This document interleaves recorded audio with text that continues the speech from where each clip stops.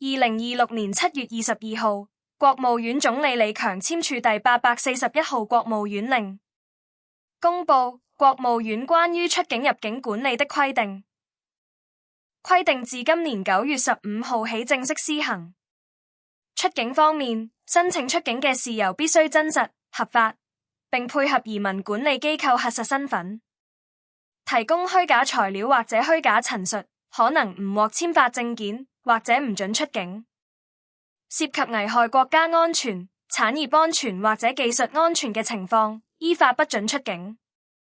入境方面，外國人喺境外辦簽證或者喺口岸申請入境，事由都要真實合法。提供虛假材料、虛假陳述或者曾經因妨害邊境管理受刑事或者行政處罰，依法不准入境。呢份規定由國家移民局、公安部同司法部聯合解讀。